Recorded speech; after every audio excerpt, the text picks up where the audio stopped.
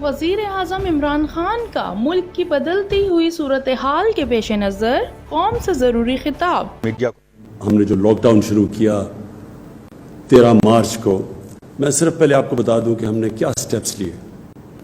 26 فروری کو پہلا پاکستان میں کیس آیا کرونا کا، اور 13 مارچ کو جب 26 کیس تھے پاکستان نے لاک ڈاؤن کیا۔ تو وہ اس سے 13 سے لے کے آج تک کیا کیا ہم نے بڑے بڑے جدھر بھی لوگ جمع ہو سکتے تھے، cricket matches, parade, universities, colleges, یہ ہم نے سب بند کر دیا۔ ہم نے فیکٹریاں بند کر دی، ہم نے پورا لاک ڈاؤن پاکستان میں کر دیا، سوائے تھوڑی سی چیزیں کھولی رکھی۔ ہم نے یہ کیوں کیا؟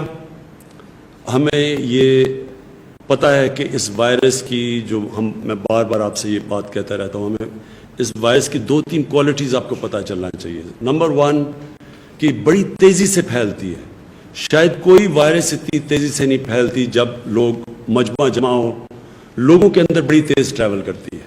تو اس کے لیے دنیا اس نتیجے پہ پہنچی، اور وہ جو لفظ استعمال کرتے ہیں سوشل ڈسٹنسنگ، کہ جب آپ لوگوں کو دور ایک فاصلے کر دیں گے تو وائرس کا پھیلنا کم ہو جائے گا۔ تو ساری دنیا نے لاک ڈاؤنز کیے، پاکستان نے بھی کیا، اور ہماری لیکن جب ہم نے لاک ڈاؤن کیا، میرا سب سے پہلے دن سے خوف یہ تھا کہ ہمارے جو حالات ہیں وہ مختلف ہیں یورپ سے، چائنا سے، امریکہ سے۔ تو ہم نے جو لاک ڈاؤن کرنا ہے، ہمیں اس لاک ڈاؤن کا یہ خوف تھا کہ ہمارا ایک بہت بڑا طبقہ ہے یہاں جو دیہڑی دار ہیں، جو چھاپڑی والے ہیں، جس کو کہتے ہیں انفارمل اکانومی، جو ہمارا جو مزدور ہے لیکن وہ رجسٹرڈ نہیں ہے، اس کی اکثریت ہے، 75 سے 80% وہ لوگ ہیں۔ تو ہمیں یہ خوف تھا کہ جب یہ ہم نے سب کچھ بند کر دیا تو یہ جو لوگ ہر روز دیہڑی کر کے کما کے اپنے بچوں کا پیٹ پالتے ہیں، کھانا دیتے ہیں، ان کا کیا بنے گا؟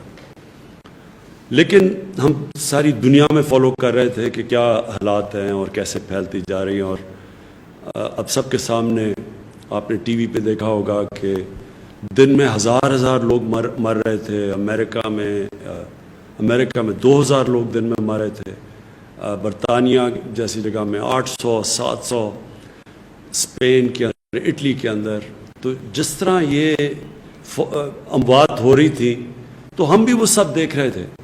تو ہم نے شروع میں ایک اپنا national command and operation centre ہم نے کھول دیا، اسد عمر کو اس کا انچارج بنایا۔ ان کا کام کیا تھا؟ یہ ہر روز ملتے ہیں، ابھی بھی ملتے ہیں، سارے صوبوں کے ساتھ ان کی کوآرڈینیشن ہوتی ہے، ڈاکٹرز بیٹھے ہوتے ہیں صوبوں کے اندر بھی، ہمارے بھی یہاں ڈاکٹرز کی پینل ہے جس میں ڈاکٹر ظفر اور ڈاکٹر فیصل ہیں، یہ سارے ڈاکٹر سے کنسلٹ کرتے ہیں، پاکستان کا سارا ڈیٹا لیتے ہیں، اس کو اینالائز کرتے ہیں، اس کے مطابق ہم اپنے فیصلے کرتے تھے۔ تو یہ مسلسل ہم نے اور مجھے فخر ہے کہ ہمارے ملک میں اس طرح کی پیک نہیں آئی، یعنی جو آپ نے دیکھی جس طرح یورپ میں ہمارے سے امیر ملک تھے، لیکن آپ نے ان کے حالات دیکھے کہ ان کے ہاسپٹلز بھر گئے، ان کے ہاسپٹلز کوپ نہیں کر سکتے تھے، ان کے پاس انٹینسیو کیئر میں ان کے جو ڈاکٹرز تھے، ہیلتھ ورکرز تھے، جس طرح کو ان کے اوپر پریشر پڑا۔ اللہ کا کرم ہے کہ پاکستان کے اوپر ویسا پریشر نہیں پڑا، اور اس کا ہم خاص اللہ کا شکر ادا کرتے ہیں، ہم سب کو کرنا چاہیے۔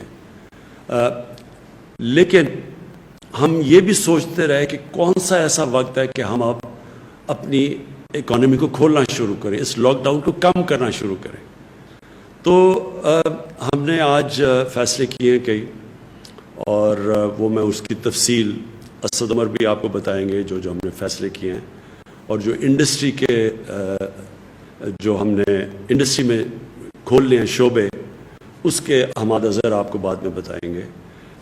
ڈاکٹر فیصل آپ کو بتائیں گے کہ جو اوور آل دنیا میں پوزیشن ہے کرونا کی، دنیا میں کیا ہو رہا ہے، اور اس کے مقابلے میں پاکستان کیا کر رہا ہے، وہ آپ کو میڈیکل پوائنٹ آف ویو سے دیں گے۔ تو یہ کنسلٹیشنز ہماری چلتی تھی ہر روز.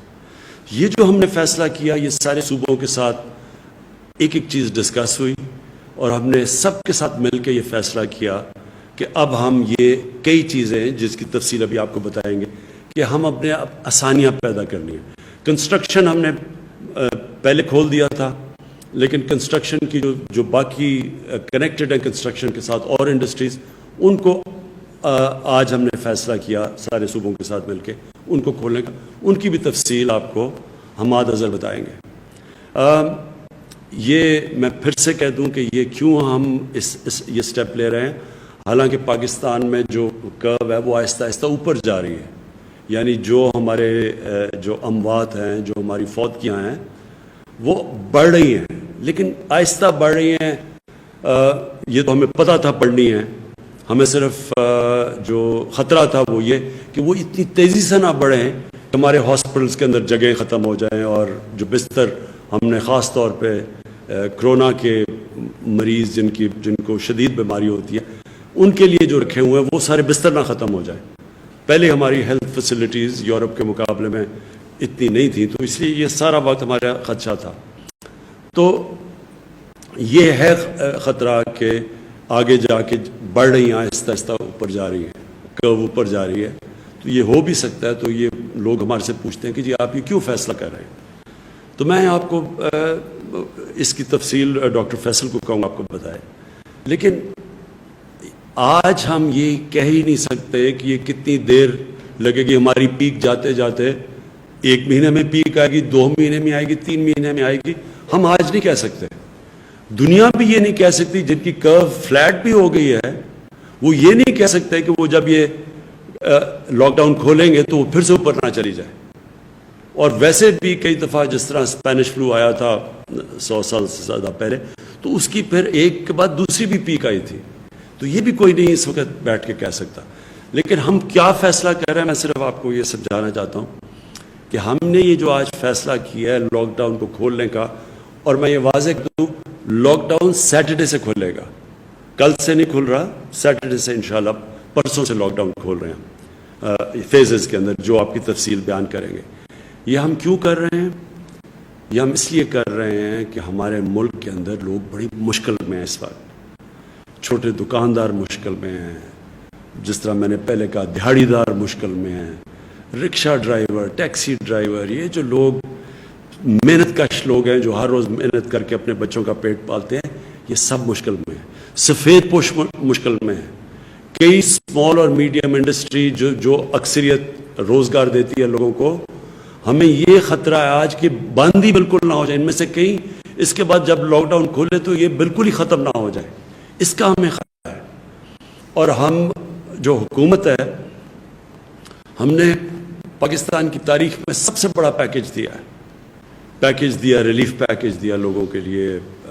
احساس کے اندر کبھی بھی اتنا زیادہ پیسہ اتنے کم ٹائم میں اتنے زیادہ لوگوں کو کبھی بھی پاکستان کی تاریخ یا کئی ملکوں کی تاریخ میں یہ پاسبل نہیں تھا جتنی تیزی سے ہم نے دیا خاص طور پہ ڈیولپنگ ورلڈ کے اندر. لیکن آگے یہ ہم کتنی دیر کر سکتے ہیں؟ گورنمنٹ نے ابھی ہماری ٹیکس نیچے آ گیا ہے لاک ڈاؤن کی وجہ سے. تقریباً 35% ٹیکس ہمارا کم ہو چکا ہے. ہماری ایکسپورٹس کم ہو گئی ہیں. تو گورنمنٹ کے پاس پہلے ہی پیسہ کم ہے وہ پہلے ہی ہم نے خرچ کر دیا جس طرح وہ سب سے جو لوگ مشکل میں تھے. تو ہم کتنا اور پیسہ دے سکتے ہیں؟ اس وقت تو سارے جتنے بھی شعبے ہیں سب مشکل میں ہیں. ریسٹورنٹس والوں سے ڈیمانڈ آ رہی ہے. ادھر وہاں ان کی دکانیں ان کے ریسٹورنٹس بند ہو گئے ہیں. وہاں جو کام کرتے ہیں ویٹرز وہ سارے گھروں پہ چلے گئے ہیں.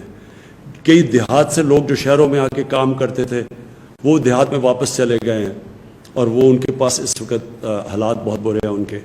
تو گورنمنٹ تو اتنا بڑا اگر لاک ڈاؤن کا جو اثرات ہیں وہ ہماری حکومت جس کے پاس پہلے حالات اتنے اچھے نہیں تھے معاشی حالات اور بڑی مشکل حالات سے نکل رہی تھی تو ہم تو یہ سارے ملک میں جو متاثرین ہیں ہم تو سب کو پیسہ نہیں دے سکتے یا مدد نہیں کر سکتے. ہم نے تو ابھی بھی اتنا کیا. اگر آپ ہمارا مقابلہ کریں اور موازنہ کریں ہندوستان سے جس کے معاشی حالات ہمارے سے بہتر تھے آپ اگر ان سے کریں تو ہم نے تو بہت زیادہ پیکیج دیا ہوا ہے. لیکن یہ بھی جتنا بھی ہم پیکیج دیں گے یہ ہم کتنی دیر تک پیسے دے سکتے ہیں؟ یا مدد کر سکتے ہیں. تو لہٰذا ہمیں لاک ڈاؤن کھولنا ہے لیکن عقل مندی سے. تو میں آپ سب سے اس چیز کے اوپر آج خاص بات کرنا چاہتا تھا. دیکھیں یہ جو اب جو اگلا فیز آ رہا ہے یہ اتنے کامیاب ہوتے ہیں اس فیز میں, اس میں آپ کا, میرے پاکستانیوں, آپ کا اس میں بہت بڑا ہاتھ ہوگا. اگر آپ اس وقت ہم سب ایک مل کے قوم بن کے اگر ہم خود اپنے اوپر ڈسپلن کریں اور احتیاط کریں, اور جو ایس او پیز ہر جگہ ہم نے ایس او پیز بنائے ہوئے ہیں, ہر چیز کے اوپر ایس او پیز ہے. مثلا اگر فیکٹری کھولنی ہے اس کے کیا ایس او پیز ہے, دکانیں کھول رہی ہیں ان کی ایس او پیز کیا ہے, جو شعبہ کھول رہا ہے کنسٹرکشن کے لیے ان کی ایس او پیز کیا ہے. ہم ہر چیز کے لیے ہم نے بنائے ہوئے ہیں کہ کیا شرائط ہیں, کیا کنڈیشنز ہیں, کیا کیا چیزوں کے اوپر آپ نے عمل کرنا ہے اگر آپ کا یہ کاروبار کھلے گا. اب یہ آپ پہ ذمہ داری ہے. ہم یہ نہیں اب سمجھ سکتے کہ ہماری پولیس جا کے چھاپے مارے, لوگوں کے پاس جائے. یہ ایک آزاد اور ذمہ دار معاشرے کے اندر ایسا نہیں ہوتا. اگر جرمنی, جو ان کی چانسلر اینجلا مرکل, ان کے بہت زیادہ ہمارے سے لوگ مرے ہیں, لیکن انہوں نے اگر اپنا ملک کھولنے کا فیصلہ کیا تو ان کی جو چانسلر تھی انہوں نے مجھے کہا کہ ان کے لوگ ڈسپلنڈ ہیں, ان کے لوگوں نے فیصلہ کیا کہ ہاں ہم ذمہ داری لیتے ہیں اس کی. تو میں آج آپ سب کو کہہ رہا ہوں کہ آپ کو ذمہ داری لینی پڑے گی. یہ اگر ہم اس قوم نے اس مشکل مرحلے سے نکلنا ہے تو یہ ہم ڈنڈے کے زور سے, حکومت آپ کو نہیں کہے گی کہ آپ یہ نہ کریں, آپ تراویح میں اگر آپ مسجد میں جا رہے ہیں تو آپ نے اپنے فاصلے نہیں رکھے. گورنمنٹ یہ نہیں جا کے کہے گی فیکٹریوں میں, آپ کتنی فیکٹریوں میں جائے گی, کیا کیا کام کر سکتی ہے پولیس, اور پھر پکڑ کے کیا ہم جیلوں میں لوگوں کو ڈالیں گے, اور جیلوں کے اندر کیا ادھر پہ ان کے پھر ہم ٹیسٹ کریں گے کہ جی یہ جو اندر جیلوں میں لگ گیا. یعنی یہ کوئی بھی گورنمنٹ نہیں کر سکتی. یہ میں پہلے دن سے کہہ رہا ہوں, میں آج آپ کو پھر کہہ رہا ہوں, اگر ہم نے اس مشکل وقت سے نکلنا ہے, آپ سب نے گورنمنٹ کے ساتھ مل کے کام کرنا پڑے گا. جو ہم نے والنٹیئر فورس, یہ جو ٹائیگر فورس ہے, میں نے ان سب کو کہا ہے کہ آپ کا کام ہے کہ آپ ذمہ دار شہری لوگوں کے پاس جا کے بتائیں کہ آپ کو عمل کرنا پڑے گا ان چیزوں کے اوپر. یہ آپ کے بھلے کے لیے, یہ کوئی گورنمنٹ کے لیے نہیں ہے, یہ آپ کے لیے ہے. اور خاص طور پہ وہ جو عام لوگ جو کہ سب سے زیادہ متاثر ہیں, اسے آپ کے اوپر زیادہ ذمہ داری ہے. کیونکہ اگر خدا نہ خواستہ اگر یہ پھر سے ایک تیزی سے اگر اوپر سپائک آ گئی, مطلب کہ ایک دم کیسز بڑھ گئے اور لوگوں نے احتیاط نہ کی, تو ہمیں تو پھر سے بند کرنا پڑے گا. اس کا سب سے بڑا نقصان عام لوگوں کے اوپر ہوگا, غریب لوگوں کے اوپر ہوگا. تو اس لیے میں آج آپ سب سے آج اپیل کر رہا ہوں کہ یہ وقت آ گیا, ہم سب ایک ذمہ دار شہری بن کے اس جو کرونا وائرس کا یہ جو ہم اس کے جو اثرات ہیں, اس کے جو لاک ڈاؤن کے اثرات ہیں, ان سے بچنے کے لیے ہم سب مل کے جو ایس او پیز پھر سے میں کہتا ہوں, مطلب یہ کہ جو کنڈیشنز جو ساری دنیا اب کھول رہی ہے تو وہ سارے شرائط رکھ رہے ہیں کہ جو نکلے گا اس کو یہ ان چیزوں کے اوپر عمل کرنا پڑے گا. تو میں سب سے آپ سے امید لگاتا ہوں کہ آپ ہمارے ساتھ ایک قوم بن کے ہم اب اگلے فیز میں جائیں گے. میں جو آج جس چیز کے اوپر ہمارا ابھی تک پوری طرح اتفاق نہیں ہے وہ ہے پبلک ٹرانسپورٹ. میرا خیال ہے کہ اس کو کھلنا چاہیے, کیونکہ پبلک ٹرانسپورٹ ایک ایسی چیز ہے جو کہ ایک عام آدمی استعمال کرتا ہے.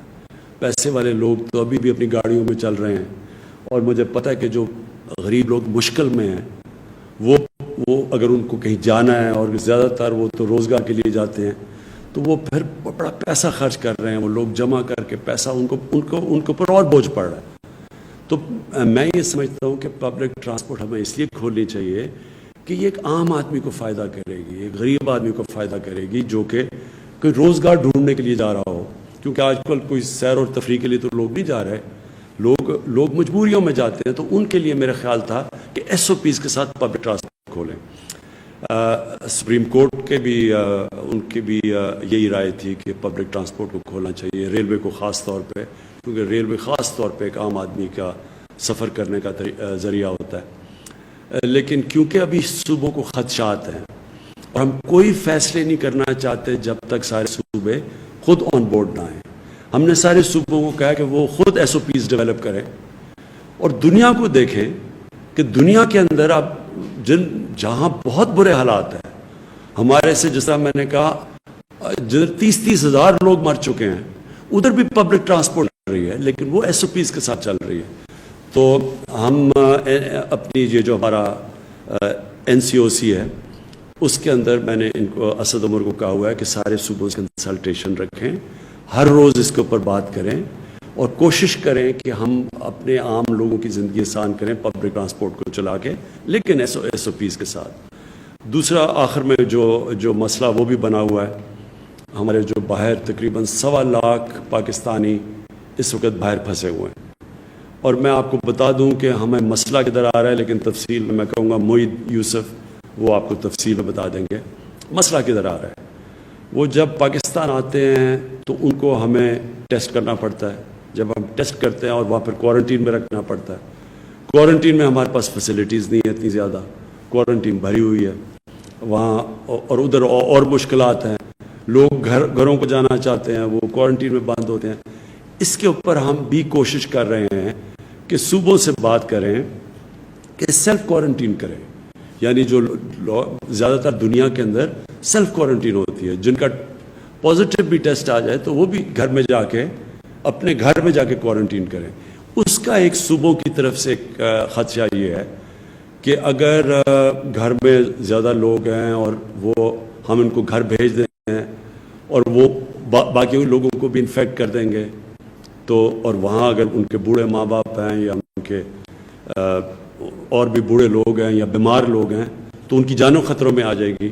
تو اس کے لیے میں صرف یہ کہنا چاہتا ہوں کہ ہمیں اس وقت اپنے سب لوگوں کو آگاہ کر رہے ہیں کہ اگر ہم نے باہر سے پاکستانی لے کے آنے ہیں تو ہمیں سیلف کوارنٹین پہ جانا پڑے گا، کیونکہ یہاں کوارنٹین کی فیسلٹیز کبھی بھی ہمارے پاس اتنے نہیں ہوں گی کہ اتنے زیادہ لوگوں کو ہم لے کے آئیں اور پھر کوارنٹین کریں۔ تو بہتر تو یہ ہو کہ وہ سیلف کوارنٹین کریں، خود گھروں میں جائیں، اور پھر ان کو ہم ذمہ دار ٹھہرائیں کہ اگر آپ اپنے گھروں میں جا کے اور آپ کو پتہ ہے آپ کا پازیٹیو ہو گیا ہے کرونا کا ٹیسٹ، اور آپ پھر ان لوگوں کے پاس جاتے ہیں جو کہ بیمار ہیں یا بزرگ ہیں، تو آپ کی یہ پھر ذمہ داری ہوگی اگر ان کی جان خطرے میں چلی جائے۔ اور میں سمجھتا ہوں کہ ہمارا ایک بڑا، ہماری ملک کی ایک بہت بڑی چیز ہمارا فیملی سسٹم ہے۔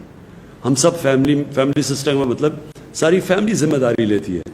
تو ہمارا تو جو اصل تباہی مچی ہے مغرب کے اندر وہ ان کے وہ اولڈ پیپلز ہوم میں مچی ہے، وہ اپنے بوڑھوں کو گھروں میں ٹھہرا دیتے ہیں، جا کے وہ ایک ایسی ان کے ہومز ہوتے ہیں جدھر ٹھہرا دیتے ہیں۔ تو ادھر جب کرونا جاتی تھی تو بڑی تیزی سے پھر بہت زیادہ فوتگیاں ادھر ہوئی ہیں۔ تو ہمارا کیونکہ فیملی سسٹم ہے ایک قسم کا، یہ ہمارے لیے ایک طاقت بھی ہے ہماری، کیونکہ ہم ذمہ داری لیتے ہیں اپنے بزرگوں کی، لیکن دوسری طرف یہ ایک خطرہ ہے کہ جو لوگ نوجوان جن کو اگر ٹیسٹ پازیٹیو بھی ہو جائے ان کو تو کوئی فرق نہیں پڑے گا، لیکن خطرہ یہ ہے کہ ان کی وجہ سے ان کے بزرگوں کو اور بیماروں کو ان کی جان خطرے میں جا سکتی ہے اگر وہ ذمہ دار نہ ہوں۔ میں اب چاہوں گا کہ میں اسد عمر آپ سے آنے سے پہلے میں چاہوں گا کہ ڈاکٹر فیصل آپ پلیز سب کو بتائیں، کیونکہ مجھے پتہ ہے کہ پاکستان میں کئی لوگ بڑے گھبرائے ہوئے ہیں کہ جی ایک دم یہ جو لاک ڈاؤن کم کر رہے ہیں تو یہ پھیل نہ جائے۔ تو آپ نے سارا دنیا کا جو تجربہ آپ کے پاس ہے اور فالو کر رہے ہیں دنیا کی ٹرینڈز، تو پلیز آپ ذرا لوگوں کو آگاہ کریں اس چیز سے۔ شکریہ۔ میں کوشش کروں گا کہ تھوڑا سا پہلے عالمی سطح کا ایک پکچر بتائی جائے۔ جیسے اکثر لوگوں کو معلوم ہے کہ اس وقت اس وبا کی صورتحال یہ ہے کہ دنیا بھر میں تقریباً ہر ملک میں یہ پھیلی ہوئی ہے، اور لیکن اس کا جو انداز اور طریقہ کار رہا ہے پھیلنے کا وہ ہر جگہ کچھ فرق رہا ہے۔ کچھ ممالک میں یہ بطور آگ پھیلی اور اس زور سے پھیلی ہے کہ ہزاروں لوگوں کی اموات ہوئی، بلکہ ایک ایک دن میں ہزاروں لوگوں کی موت واقع ہوئی۔ اس کے برعکس دیگر کچھ اور ایسے ممالک ہیں جہاں اس وبا کی پھیلاؤ میں وہ تیزی یا اتنے نمبرز نہیں تھے۔ اب اس ساری چیز کو اگر میں مثال کے طور پہ آپ کو دوں تو امریکہ میں مثال کے طور پہ اب تک جو اس بیماری کے ذریعے اموات ہو چکی ہیں وہ اس سے زیادہ ہیں جو اس ملک کے شہری مارے گئے ویتنام کی جنگ میں کئی سالوں کے عرصے میں. تو اس کا امپیکٹ ایک ملک میں ایک طرح سے ہے اور دوسرے ملک میں دوسرے ممالک میں کچھ فرق ہے. اب بہت ضروری ہے کہ اس کو ہم پاکستان کے کانٹیکسٹ میں اور اپنے نیشنل نمبرز کو دیکھ کے کچھ فیصلے کریں اور ان کے ذریعے کچھ نتائج جو ہیں اخذ کریں. اس میں کوئی شک نہیں کہ پاکستان کے اندر بھی جو ٹیسٹ پازیٹیو آ رہے ہیں ان میں ہر روز اضافہ ہو رہا ہے. کچھ تو وجہ یہ ہے کہ ہماری ٹیسٹنگ کیپیبلٹی بڑی ہے, ہمارے ٹیسٹ بڑے ہیں. مثال کے طور پہ اب ہم 10,000 سے زیادہ ہم نے ٹیسٹ کیے ہیں گزشتہ 24 گھنٹے میں. لیکن اس میں کوئی شک نہیں کہ جو ان میں پازیٹیو کی شرح ہے اور جو ٹوٹل تعداد ہے اس میں ضرور اضافہ ہوا ہے. لیکن اور اس کے ساتھ ساتھ ایک اور بہت اہم اسٹیٹسٹک ہے جس میں ہم روزانہ نظر رکھتے ہیں, وہ اموات ہیں, ہر روز کی جو ڈیتھس ہیں. اور پچھلے 2 دن میں 38 اور 40 یہ فگر رہا ہے. تو اس میں کوئی شک نہیں کہ یہ بیماری بڑی ہے اور بڑھ رہی ہے اور اس کی اموات میں بھی اضافہ ہوا ہے. لیکن اگر آپ اس کا موازنہ ان حالات سے کریں جن ملکوں میں یہ بہت تیزی سے پھیلی یا جہاں اس کی سپائک یا پیک بہت تیزی سے آئی, تو ہمیں سا اس پہ کچھ تسلی یا سیٹسفیکشن ہونی چاہیے کہ اس کی جو بھی وجوہات ہیں, اس میں بعد میں تھوڑی بات کرتے ہیں, کہ جو بھی وجوہات ہیں ہم آج بہت ملکوں کی نسبت ایک بہتر صورتحال میں کھڑے ہیں. اچھا, اس کا یہ مطلب نہیں کہ ہم آج یہ فیصلہ کر لیں کہ یہ معاملہ ختم ہو گیا اور اب ہم یہ جو اپنی سٹرگل ہے اس کے اینڈ پہ پہنچ چکے ہیں. بالکل نہیں.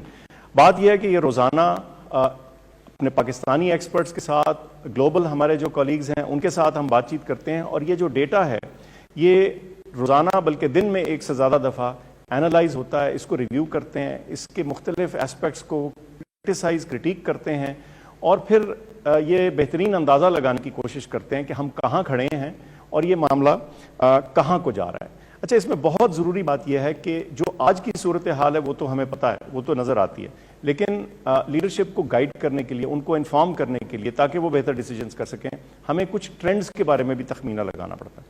اور جب ہم ٹرینڈز کو دیکھتے ہیں تو ہمارے ہاں پاکستان کا ڈیٹا اتنا ہو چکا ہے کہ ہم اس کے بارے میں اچھے اور ریزنیبل اندازے لگا سکتے ہیں. اب اس ساری انالیسس کا, اس ساری گفتگو کا کیا حاصل ہے؟ ایک چیز تو واضح ہے کہ ابھی تک جو ہماری بیماری کی ٹریجیکٹری ہے, جو اس کی تیزی ہے, جس انداز سے وہ بڑھ رہی ہے, وہ باہر کیف باقی بہت سے ملکوں کی نسبت سلو ہے. آپ یہ کہہ سکتے ہیں کہ شاید ہم کیسز ڈیٹیکٹ نہ کر رہے ہوں, لیکن جب ہم باقی اپنے جیسے دیگر ممالک سے موازنہ کرتے ہیں جو ہماری طرح کی سچویشنز میں ہیں, ہمسایہ ممالک ہیں, تو ہمیں لگتا ہے کہ کچھ چیز ایسی قدر مشترک ہے جس کی وجہ سے ہمارے ہاں اس کا جو انکریز ہے وہ اس تیزی سے نہیں آئی.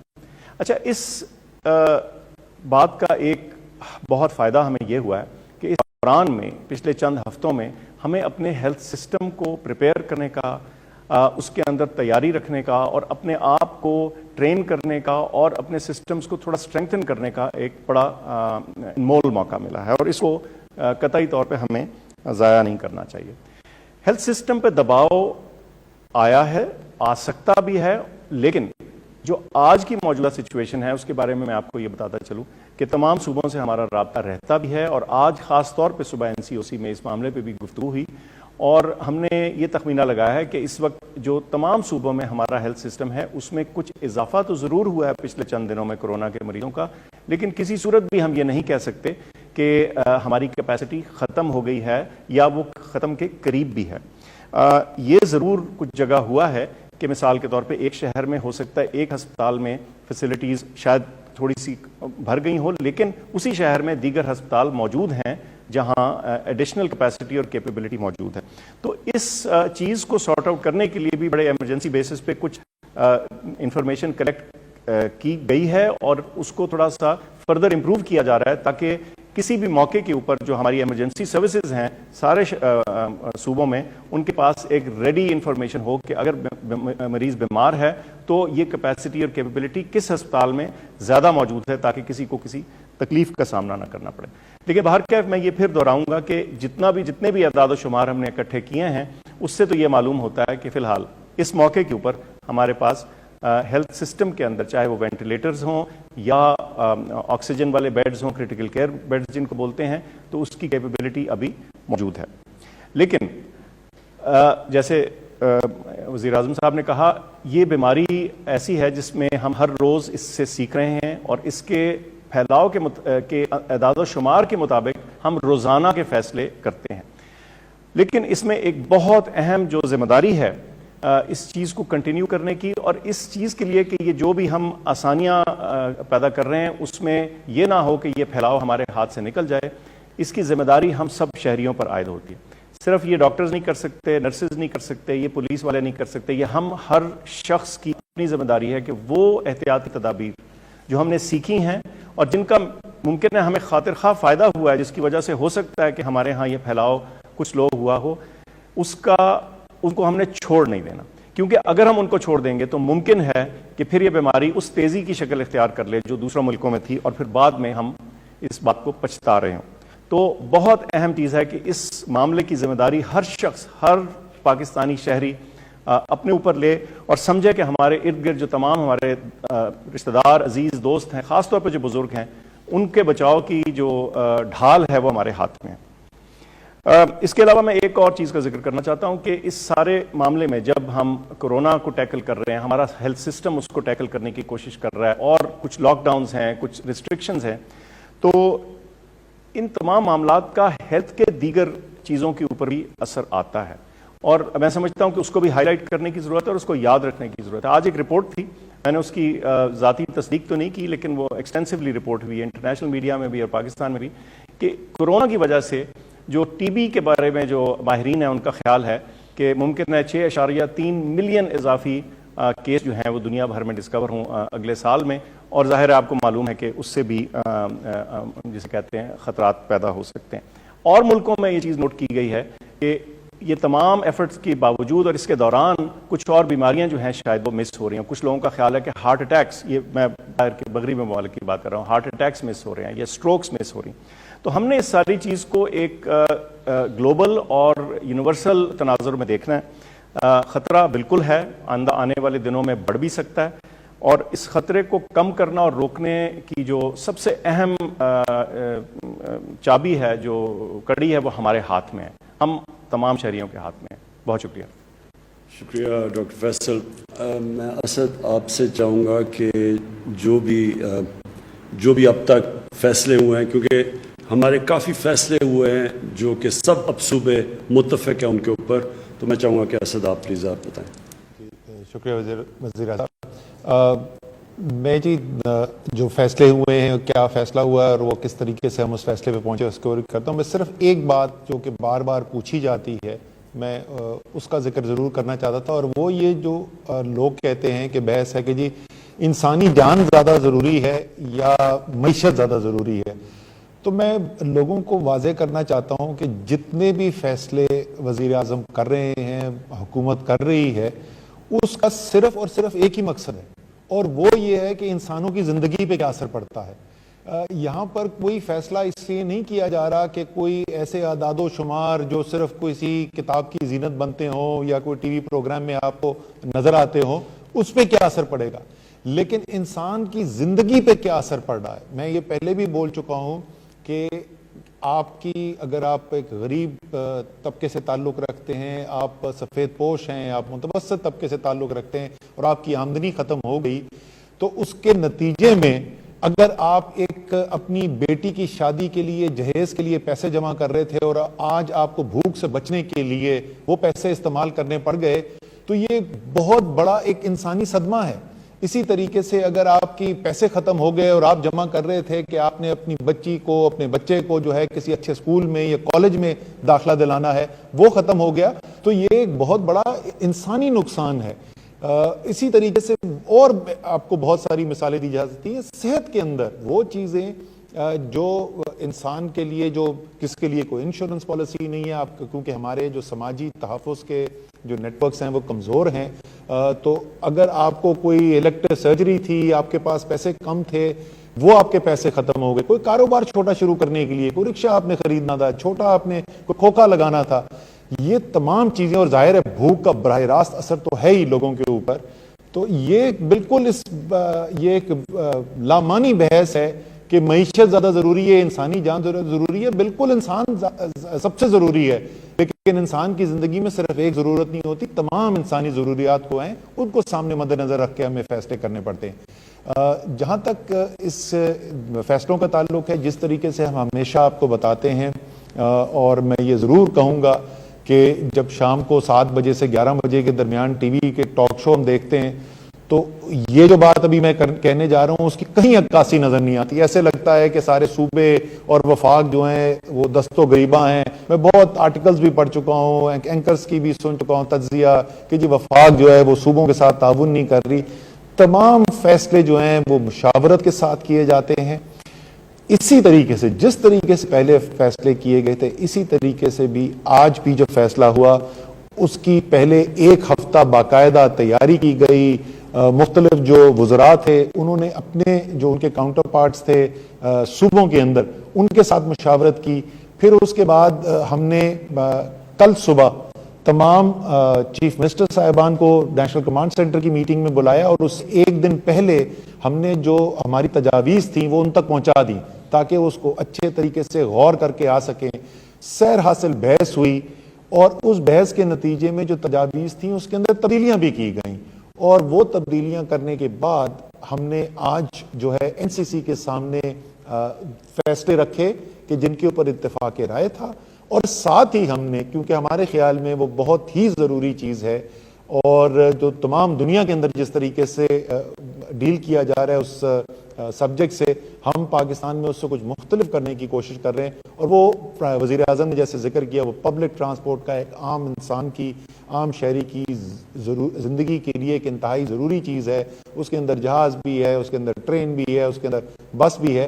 ہم نے وہ بھی دوبارہ رکھا، دوبارہ اس کے اوپر بات چیت کی. اور میرے خیال میں اگر میں کہوں کہ وزیر اعظم شاید اگر چاہتے تو اپنا آئینی طاقت استعمال کر کے وہ صوبوں کے اوپر مسلط بھی کر سکتے تھے اپنا فیصلہ، لیکن انہوں نے پہلے دن سے یہ سوچ نہیں رکھی ہے اور وہ چاہتے ہیں کہ سارا ملک ساتھ چلے.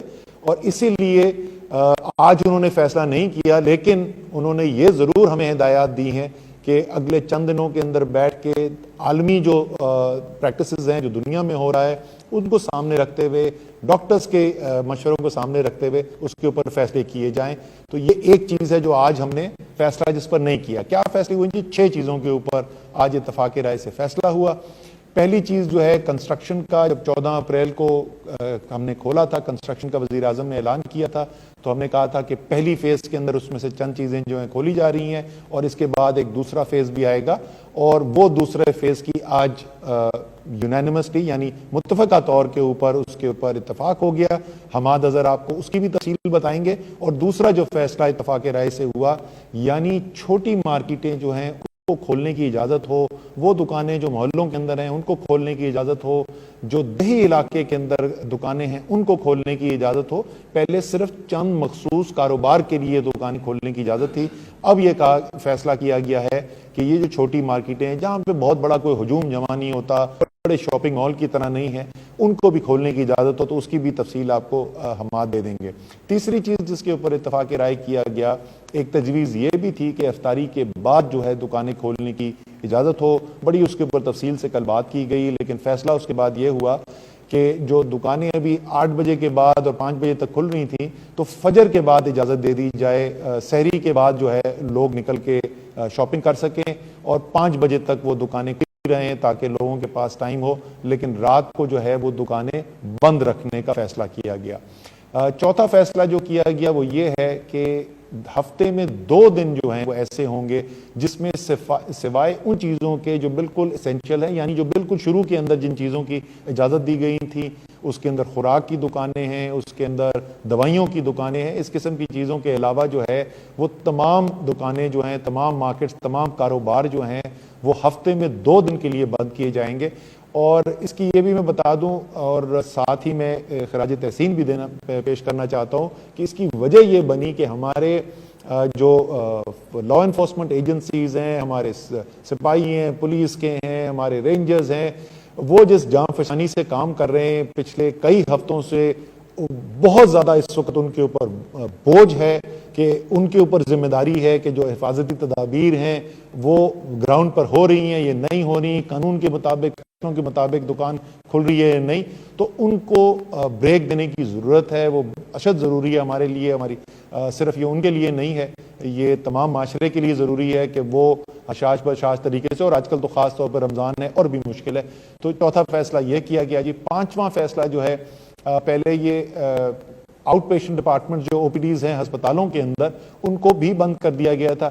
کچھ صوبوں نے اس کے اندر ترمیم بھی کی تھی. تو اب یہ اتفاق رائے سے فیصلہ کیا ہے کہ سلیکٹو ڈیزگنیٹڈ، یعنی جس کی نشاندہی کر دی جائے گی، پہلے سے فیصلہ ہوگا، وہ او پی ڈیز کھولنے کا بھی فیصلہ کیا گیا ہے، تاکہ لوگ جو ہیں اپنی بیماریاں جو ہیں، جو بہت زیادہ سنگین نوعیت کی نہیں ہے لیکن انسان پھر بھی تکلیف میں ہوتا ہے، اس کے علاج کے لیے جا سکے. تو یہ پانچواں فیصلہ تھا جی. اور چھٹا فیصلہ آج یہ ہوا کہ اسکول جو 31 مئی تک بند تھے، اس کو آگے جو بڑھانے کی تجویز تھی، اس کے اوپر اتفاق رائے ہو گیا. اور امتحانات جو ہیں، جو بورڈ کے امتحانات ہیں، اس کے اوپر بھی اتفاق رائے ہو گیا. ان دونوں چیزوں کی تفصیل جو ہے آپ کو شفقت محمود صاحب بتائیں گے. شکریہ اسد. اچھا، میں حماد آپ سے چاہوں گا پہلے شفقت جو ایجوکیشن کے اوپر انہوں نے فیصلے کیے ہیں، اس سے پہلے میں چاہوں گا حماد آپ بتائیں کہ کون کون سی اب انڈسٹری کھل گئی اور آگے کیا پلانز ہیں. جی، بسم اللہ الرحمن الرحیم. جب یہ کرونا وائرس کا سلسلہ شروع ہوا تو اس وقت تمام کاروبار زندگی کو بند کر دیا گیا تھا، اور اس کے بعد ہم نے فوری طور کے اوپر جو اسینشل سروسز ہیں، یعنی روزمرہ کی جو اشیاء ہے، کھانے پینے کی اشیاء ہیں، دوائیاں بنانے والی صنعت ہے، اس کو ہم نے کھولا، اور کنسٹرکشن کے فیز 1 کی صنعت اور دکانوں کو کھولا. ہفتے کے روز سے ہم نے متفقہ فیصلہ کیا ہے صوبوں کے ساتھ بھی اور تمام اکائیوں کے ساتھ کہ ہم مندرجہ ذیل صنعت جو ہے اس کو کھولنے جا رہے ہیں، اور اس صنعت کے ساتھ ان دکانیں بھی کھلیں گی جہاں جہاں مارکیٹوں میں وہ واقع ہیں. پائپ ملز جس میں پی وی سی اور سٹیل پائپس دونوں شامل ہیں، ان کو کھولا جائے گا اور ان کی دکانوں کو کھولا جائے گا. پینٹ مینوفیکچرنگ یونٹس یعنی پینٹ بنانے کی فیکٹریاں اور ان کی تمام دکانیں پاکستان میں کھول دی جائیں گی. سیرامک، سینیٹری ویئر اور ٹائلز، ان کی صنعت اور تمام دکانیں جو ہیں ان کو کھول دیا جائے گا. الیکٹریکل کیبلز اور سوئچ گیئر مینوفیکچرنگ یونٹس اور ان کی تمام دکانیں ان کو کھول دیا جائے گا. اسٹیل اور ایلومینیم، ان کی تمام دکانیں اور ان کی تمام مینوفیکچرنگ یونٹس ان کو کھولا جائے گا. اس کے علاوہ ہم دکان اگر ریٹیل سائٹ پہ جائیں تو جو میں نے چیزیں ذکر کی، ان کی تو دکانیں کھلیں گی ہی، لیکن ہارڈ ویئر سٹورز کو بھی کھولا جائے گا پورے پاکستان میں. یہ بھی متفقہ طور پہ فیصلہ ہوا کہ جو پاکستان کے دیہاتوں کے اندر دکانیں ہیں، ان تمام کو بھی کھولا جائے گا. اور جس طرح پہلے بات ہوئی کہ جو کمیونٹی کے اندر، جو لوکل محلوں کے اندر، لوکیلٹیز کے اندر جو مارکیٹیں موجود ہیں اور ان مارکیٹوں کے اندر جو دکانیں موجود ہیں، ان مارکیٹوں کے اندر دکانوں کو بھی اور ان محلوں کے اندر جو دکانیں موجود ہیں ان کو بھی کھولا جائے گا. اور جیسے کہ پہلے بات ہوئی کہ جو دورانیہ ہے دکانوں کو کھولنے کا، وہ 5 بجے تک ہوئے گا شام کے، صبح یہ فجر کے وقت سے شروع ہو سکتے ہیں، اور ہفتے میں 2 دن چھٹی ہوئے گی، مکمل طور پہ بندش ہوئے گی، لیکن ان 2 دنوں کے بھی فارمیسیز اور ضروری اشیاء کی دکانیں اور وہ صنعت جس کا کنٹینیوس پروسیس ہے، وہ ان 2 دنوں میں بھی اس کو چالو رکھنے کی اجازت ہوگی. اور جیسے جیسے وقت گزرتا جا رہا ہے، ہم جس طرح گریجول اور آہستہ آہستہ اپنے کرونا کیسز کو سامنے رکھتے ہوئے ہم اوپننگز کرتے جا رہے ہیں، ہم اس صورتحال کو مانیٹر کر دیں گے اور اگر ضرورت پڑے گی تو مزید سیکٹرز کو بھی کھولیں گے. بہت شکریہ. کیونکہ اس وقت جو ماں باپ ہے وہ بڑے فکر میں ہیں، بچوں کی تعلیم ہے، امتحان آ رہے ہیں، تو میں نے شفقت آپ پلیز، آپ نے کنسلٹ کیا سارے صوبوں کے ایجوکیشن منسٹر سے، تو پلیز بتائیں. شکریہ پرائم منسٹر صاحب. جب یہ وبا پھیلی تو آپ کی طرف سے ہمیں 2 ہدایات ملی. ایک یہ کہ طلباء کی صحت جو ہے اس کا مکمل خیال کیا جائے، اور دوسرا یہ کہ تعلیم کا سلسلہ جو ہے وہ جاری رکھا جائے. تو اس میں ہم نے سارے صوبوں کے مشاورت کے ساتھ 2 بڑے فیصلے کیے صحت کے حساب سے، اور وہ یہ تھا کہ جتنے بھی تعلیمی ادارے تھے ملک میں وہ سارے 31 مئی تک بند کر دیے گئے. اور دوسرا فیصلہ یہ کیا کہ جو امتحانات کا سلسلہ ہے وہ سارے ملتوی ہو جائیں گے اور جون اور جولائی میں امتحانات ہوں گے. تو یہ فیصلے ہم نے مارچ کے شروع میں کیے. ساتھ ہی آپ کی ہدایت کے مطابق ہم نے ایک ٹیلی تعلیم کا سلسلہ شروع کیا، جس میں ہم نے ایک ٹیلی ویژن کے چینل کے ذریعے تعلیم کا سلسلہ بھی جاری رکھا. اب جب ہم نے یہ بھی فیصلہ کیا تھا کہ وقت گزرنے کے ساتھ ہم یہ سارے فیصلے جو ہیں ان کو ریویو بھی کریں گے، تو پچھلے 2 دن پہلے ہم نے بین الصوبائی جو وزراء تھے تعلیم کے ان کے ساتھ میٹنگ کی، اور میٹنگ کر کے اس میں تقریباً کنسنسس کے ساتھ 2 چیزوں پہ فیصلے کیے، جو کہ آج ہم نے پہلے NCOC میں پیش کیے اور آج NCC میں پیش کیے، اور جس کی آپ نے اپروول دی۔ تو وہ 2 فیصلے کیا ہیں؟ وہ فیصلے یہ ہیں کہ جتنے اسکول تعلیمی ادارے، صرف اسکول نہیں، یونیورسٹیز بھی، باقی بھی جتنے بھی تعلیمی ادارے ہیں، وہ 1 جولائی کو نہیں کھلیں گے، بلکہ وہ 1 جون کو نہیں کھلیں گے، بلکہ وہ 15 جولائی تک بند رہیں گے۔ یعنی کہ ہم نے جو اسکولز کو اور تعلیمی اداروں کو مزید 1.5 ماہ بند کرنے کا فیصلہ کیا ہے، جس کی آپ نے منظوری دی۔ اور دوسرا جو بہت ہی امپورٹنٹ فیصلہ یہ ہے کہ جتنے بورڈز کے امتحانات ہیں وہ ہم نے کینسل کر دیے گئے ہیں، ملتوی نہیں کیے، وہ ختم کر دیے گئے ہیں، اور اب جو 9ویں 10ویں 11ویں 12ویں کے مختلف بورڈز کے امتحانات ہونے تھے اب وہ نہیں ہوں گے۔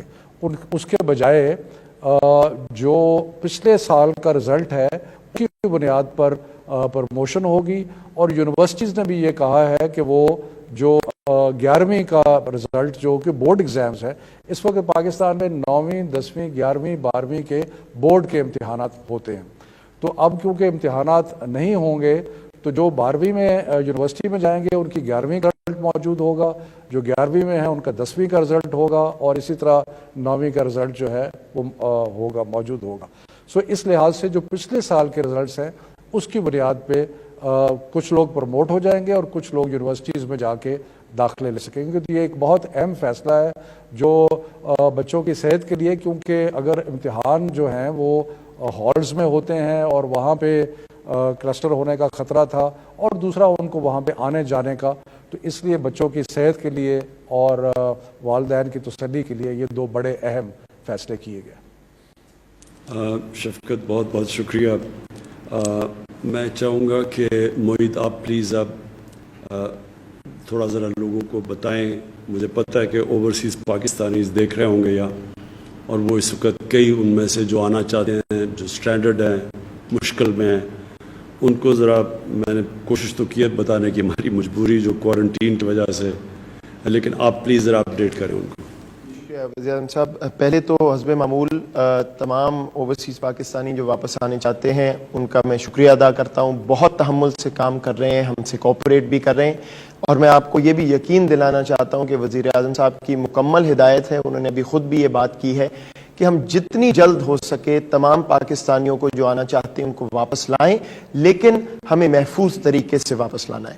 تو پہلے تو میں آپ کو یہ بتا دوں کہ لگ بھگ 20,000 کے قریب پاکستانی الحمدللہ حفاظت سے پاکستان ہم لا چکے ہیں جب سے ہم نے آپریشنز یہ دوبارہ شروع کیے ہیں، ایئر آپریشنز، لیکن جو تعداد ہے جو ابھی واپس آنا باقی ہیں اس میں بھی بدستور اضافہ ہوتا جا رہا ہے، کیونکہ بہت سے ہمارے خلیجی ممالک میں ایسے مزدور طبقہ ہے جن کی نوکریاں ختم ہو گئیں یا سسپینڈ ہو گئیں، پھر اب رمضان اور عید، تو کوئی 1,10,000 کے قریب لگ بھگ ابھی ہمارے پاس رجسٹرڈ لوگ ہیں، اور شاید اس میں بھی کچھ ابھی اضافہ ہوگا۔ تو یہ چیلنج تو بہت بڑا ہے، اس میں کوئی شک نہیں۔ ہم نے آپ کو یہ وعدہ کیا تھا کہ ہم اپنی پالیسی کے تحت 2,000 سے شروع ہوئے تھے، پھر ہر ہفتے 7,000 7,500 کے قریب لوگ لائیں گے۔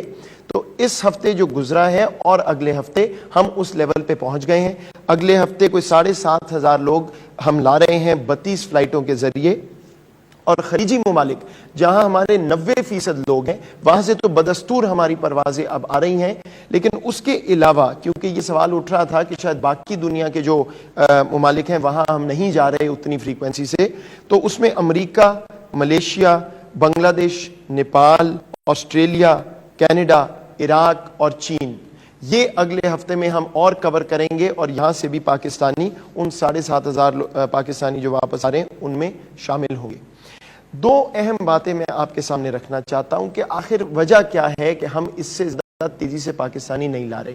تو ایک ایران صاحب نے خود آپ کو اس کا ذکر کیا کہ ہماری ایک ہیلتھ ایڈوائزرز کے مطابق یہ ضرورت ہے اس وقت کہ ہم ہر پاکستانی جو آئے اس کو ٹیسٹ کریں، اور ٹیسٹ کر کے ان کو کچھ دیر کرنٹینہ میں رہنا پڑتا ہے کیونکہ ٹیسٹ ہوتا ہے, پھر اس کا ٹیسٹ ریزلٹ آتا ہے. تو وہ جو کیپیسٹی ہے ہماری, اس کے مطابق ابھی ہم 7,500 کے قریب ہر ہفتے پاکستانی لا سک رہے ہیں. لیکن ہم صوبوں کی مشاورت سے وزیر اعظم صاحب کی ہدایت کے مطابق پوری کوشش کر رہے ہیں کہ ہم اس پالیسی کو بھی ریویو کرتے رہیں, اس پہ نظر ثانی ہم کر رہے ہیں کہ محفوظ طریقے سے کیا اور ہمارے پاس آپشنز ہیں کہ پاکستانی آئیں, ٹیسٹ بھی ہو لیکن زیادہ تعداد میں پاکستانی آ سکے. تو انشاءاللہ اگلے ہی کچھ دنوں میں ہم ایک پالیسی سوچ رہے ہیں جو سیلف کوارنٹین کی پالیسی وزیر اعظم صاحب نے ذکر کیا. اگر وہ ہم اس طرف چلے جاتے ہیں اور صوبوں کی مشاورت سے اتفاق ہو جاتا ہے تو پھر ہم انشاءاللہ لگ بھگ 12, 13, 14 ہزار پاکستانی بھی واپس لا سکیں گے اور پھر عید تک جو ہے میکسیمم نمبر ہمارا آ سکے گا. لیکن ایک بات اور میں آپ کے سامنے رکھنا چاہتا ہوں. میں میڈیا پہ بھی ہم دیکھ رہے ہیں اور اس پہ بہت بات شروع ہو گئی ہے کہ جو پاکستانی ہم باہر سے لائے ہیں اس میں میجورٹی کئی کہہ رہے ہیں کہ وہ کرونا ٹیسٹ ان کا پازیٹیو آیا ہے اور وہ بیماری سے لاحق ہیں. میں واضح کرنا چاہتا ہوں کہ ایسی بات نہیں ہے. یہ بات درست ہے کہ کچھ خلیجی ممالک سے پروازیں آئی تھیں, اس میں چند مخصوص پروازیں تھیں جس میں 40-50% لوگ بدقسمتی سے انفیکٹڈ تھے. وہ جو ممالک ہیں ان سے ہماری بات چیت ہو رہی ہے, وزارت خارجہ نے ان سے یہ چیز ریز کی ہے اور ہم اس کا کوئی طریقہ نکال رہے ہیں کہ دوبارہ ایسا نہ ہو. لیکن عمومی طور پہ جو پاکستانی باہر سے آئے ہیں ان کی شرح جو ہے کرونا پازیٹیو کی, وہ جو یہاں لوکل ٹرانسمیشن ہے پاکستان میں اس سے کچھ زیادہ نہیں ہے, بالکل اتنی ہی شرح ہے. تو یہ جو ایک سٹگمیٹائز ہم نے کرنا شروع کر دیا بدقسمتی سے, اور پھر یہ پریشر دوبارہ سے آنا شروع ہو گیا کہ تمام پروازیں بند کر دیں تو سارے انفیکٹڈ آ رہے ہیں, ایسا نہیں ہے. جہاں سے انفیکٹڈ تھے ہم اس پہ ڈپلومیٹکلی کام کر رہے ہیں, سفارتکاری ہماری اس پہ ہو رہی ہے. باقی پاکستانی جو آئے ہیں بیشتر فلائٹس میں کوئی بھی انفیکٹڈ نہیں ہے.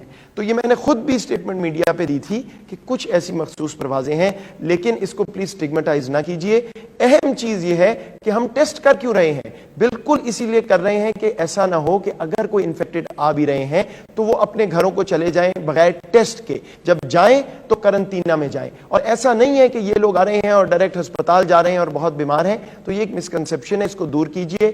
ہماری جو ایئر فلائٹس ہیں وہ جاری رہیں گی, باہر سے پاکستانی آتے رہیں گے, محفوظ طریقے سے لائیں گے, اور جتنے زیادہ ہو سکا انشاءاللہ یہ پالیسی میں لچک بھی آتی جائے گی اور ہم لاتے رہیں گے. یہ واضح ہدایت ہے وزیر اعظم صاحب کی اور اس پہ عمل ہوگا اور مشاورت کے ساتھ ہوگا. بہت شکریہ معید. میرے پاکستانیوں, آخر میں یہ مشکل وقت ہے, ہمارے لیے نہیں صرف دنیا کے لیے مشکل وقت ہے, اور ہمیں سب کو رمضان کا مہینہ ہے, خاص طور پہ اللہ کا شکر ادا کرنا چاہیے 2 نفل پڑھ کے کہ جس طرح کی باہر تباہی میں جیا ہے اللہ نے پاکستان کو اس تباہی سے بچایا ہوا ہے. اس کا یہ نہیں مطلب کہ آگے حالات اسی طرح اچھے رہیں گے, برے بھی ہو سکتے ہیں. پہلے تو ہم سب کو یہ فیصلہ بحیثیت قوم کرنا چاہیے کہ انشاءاللہ جو بھی آگے ہوگا ہم ایک قوم مل کے اس کا مقابلہ کریں گے. ہم یہ نہیں کریں گے کہ اس کا سارا بوجھ ایک کمزور طبقہ اٹھائے, جو آگے جس کی زندگی مشکل میں انہی کے اوپر سارا بوجھ ڈال دیں. ہماری ساری کوشش یہ ہے کہ ہم کم سے کم بوجھ ڈالیں اپنے غریب طبقے کے اوپر. ہمیں پتہ ہے کہ اس کرونا سے سب سے زیادہ متاثر ہمارا وہ غریب طبقہ ہے اس وقت. وہ لوگ جو پہلے ہی بڑی مشکلوں سے اپنی زندگی گزارتے ہیں, اپنے بچوں کا پیٹ پالتے ہیں, ان کے اوپر سب سے زیادہ بوجھ ہے. لہٰذا میری اسٹیٹ کی میری ریاست کی سب سے بڑی ذمہ داری اس طبقے کے اوپر ہے کہ ان کے اوپر کم سے کم بوجھ پڑے. تو یہ جب کھول رہے ہیں اور اس کے اوپر کئی مجھے افسوس ہوتا ہے یہ باتیں ایسے کرتے ہیں کہ جی لوگوں کی جانیں خطروں میں ہیں. کرونا سے بھی ہم نے لوگوں کو بچانا ہے, اور لاک ڈاؤن کی وجہ سے جو اس وقت لوگوں کی وجہ سے جان خطرے میں ہے. کئی اور ابھی ڈاکٹر فیصل نے آپ کو بتایا کہ ایک ڈر لگا ہوا ہے کہ کرونا سے ہم بچاتے یہاں ٹی بی پھیل رہی ہے پاکستان میں. ٹی بی کا بہت بڑا خطرہ ہے, وہ ایک اور بیماری ہے, بچوں کی بیماریاں ہیں, صاف پانی نہیں ملتا. تو ساری توجہ جب یہاں گئی ہے تو بہت اور بیماریاں بیچ میں رہ گئی ہیں. مثلا کینسر ہے, ہمیں وہ بھی کینسر بھی ایک ایسی بیماری ہے جس سے لوگ مرتے ہیں. تو کیونکہ ساروں کی نظر ادھر پڑ گئی ہے, تو ہماری کوشش یہ ہے کہ ہم اس کو بیلنس کریں. یہ ایک مشکل راستہ ہے. یہ دنیا اس میں سارا وقت یہی سوچ رہی ہے. وہ ملک جدھر نیو یارک جدھر دن میں 1000 لوگ مر رہے ہیں, جدھر 20,000 لوگ مر چکے ہیں, جدھر حالات ایسے ہیں کہ ہسپتال بھرے ہوئے ہیں, انہوں نے بھی اپنی کنسٹرکشن انڈسٹری کھول دی ہے. کیوں کھول لیا؟ کیونکہ وہ بھی امیر ملک بھی اب یہ سوچ رہے ہیں کہ ہم نے اگر کورونا کے اوپر ایک طرف سے لوگوں سے یہاں سے بچائیں, جو دوسری طرف ایک معاشرے کے اوپر اس کا امپیکٹ جاتا ہے, جو اس کا اثرات جاتے ہیں, اس سے ہو سکتا ہے آگے معاشرے کو اس سے بھی زیادہ نقصان ہو جائے. تو لہٰذا یہ ساری دنیا بیلنس کر رہی ہے, ہم بھی وہی بیلنس کر رہے ہیں. یہ ایک بیلنسنگ ایکٹ ہے کہ ہم کورونا کے اوپر بھی نظر رکھیں, اور پھر وہ جو غریب طبقہ جس کے اوپر سب سے زیادہ بوجھ پڑا ہو اس سے کیسے بچائیں. میں نے اپنی پوری کوشش کی ہے, اور میں پھر سے یہاں ڈاکٹر ثانیہ کو مبارک دیتا ہوں اور خراج تحسین پیش کرتا ہوں کہ جس طرح ہم نے اتنا زیادہ پیسہ اتنے زیادہ لوگوں میں اتنے کم وقت پہ اور اتنی شفافیت سے بانٹا ہے. لیکن اور بھی ہمیں کرنا پڑے گا, کیونکہ اس سے بہت زیادہ لوگ متاثر ہیں, اور وہ کر رہے ہیں. میری جو اسکیم ہے اب سب کو آپ کے پاس وہ ہم نے وہ ایڈریس دے دیا اپنی ویب سائٹ کا, کوئی بھی اس کے اوپر رجسٹر کر سکتا ہے. صرف یہ بتانا ہے کہ اگر میری نوکری چلی گئی ہے کورونا کی وجہ سے, تو میں صرف یہ بتانا پڑے گا کہ میں کدھر کام کرتا تھا اور میری نوکری گئی ہے. تو انشاءاللہ میرا جو پرائم منسٹر کا ریلیف فنڈ ہے اس سے, اور اسے گورنمنٹ جو 1 روپیہ عوام دے رہی ہے, 4 روپے گورنمنٹ دے رہی ہے, وہ سارا فنڈ صرف ان لوگوں کی طرف جائے گا جو بے روزگار ہوئے ہیں اس وقت میں. تو اس کے لیے ہمارے پاس آ رہی ہیں ابھی کافی ریسیٹس, اور انشاءاللہ تھوڑی دیر کے بعد ہم آپ کو اسی طرح جس طرح احساس کیش ٹرانسفر سے پیسہ گیا ایمرجنسی, اسی طرح انشاءاللہ ان کو میں آپ سب کو پیسہ اس پرائم منسٹر ریلیف فنڈ سے دوں گا. ہم نے دوسری طرح پوری کوشش کی کہ عوام پہ کم سے کم بوجھ ڈالیں. جو ہم نے پٹرول اور ڈیزل کی قیمت کم کی ہے, تقریباً 42 سے 43 روپے ڈیزل کی قیمت ایک مہینے میں کم کی ہے پر لیٹر, اور پٹرول کی 30 روپے لیٹر کم کی ہے. ہمارا اس وقت پٹرول اور ڈیزل, مجھے بڑی خوشی ہوتی ہے بتاتے ہوئے, سارے بر صغیر میں سب سے سستا بک رہا ہے ہمارا پٹرول اور ڈیزل. اور وہ اس لیے کہ آپ پہ کم بوجھ پڑے, لوگوں کے اوپر کم بوجھ پڑے. اب یہ جس طرح ہم اب یہ بزنسز کھول رہے ہیں, انڈسٹری کھول رہے ہیں, میں آخر میں پھر اب سب سے اپیل کرتا ہوں کہ یہ جو کرونا کا مقابلہ ہے یہ قوم صرف کر سکتی ہے.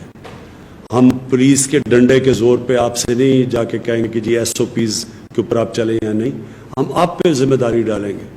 جو ہمارے یہ والنٹیئر فورس بنی ہے کرونا ٹائیگرز کی فورس, ان کو میں آج پہلے تو یونین کاؤنسل میں آپ سب کو ڈیسک رکھنا چاہیے, جدھر جو بھی اس یونین کاؤنسل میں لوگ بے روزگار ہوئے ان کی رجسٹر کریں اور ان کو ہمیں ہمارے اس ویب سائٹ پہ بھیجیں تاکہ ہم ان کو پیسے دے سکیں. دوسرا, آپ سب کی والنٹیئرز کی ذمہ داری ہے کہ آپ لوگوں تک جائیں, ان کو سمجھائیں. کئی لوگوں کو سمجھ نہیں آ رہی, تو آہستہ آہستہ سمجھ آ جائے گی. لیکن میں یہ نہیں چاہتا کہ ہم کوئی اوپر سے ڈنڈے کے زور سے آپ سب کو سمجھائیں. آپ سب کو سمجھنا چاہیے, کیونکہ یہ آپ کے بھلے کے لیے ہے. اگر نقصان ہوتا ہے تو یہ آپ سب کو نقصان ہوگا, یہ کوئی حکومت کو نقصان نہیں ہوگا. اور حکومت یہ چاہتی ہے کہ زیادہ ہم جتنی جلدی اگر ہمارا کاروبار شروع ہو جائے اور SOPs کے مطابق کاروبار شروع ہو جائے تو زیادہ لوگوں کو نوکریاں ملیں گی. کیونکہ حکومت تو اب کتنا پیسہ دے سکتی ہے, حکومت کے پاس اتنے وسائل نہیں ہیں. تو میں آخر میں اس امید سے کہ اب سے جو پرسوں سے ہم یہ لاک ڈاؤن, جو پارشل لاک ڈاؤن کھول رہے ہیں, سٹیپ بائی سٹیپ کھول رہے ہیں, میں آپ سب کے اوپر میں یہ امید رکھتا ہوں کہ آپ سب ذمہ داری لیں گے اس کی. پاکستان پائندہ باد.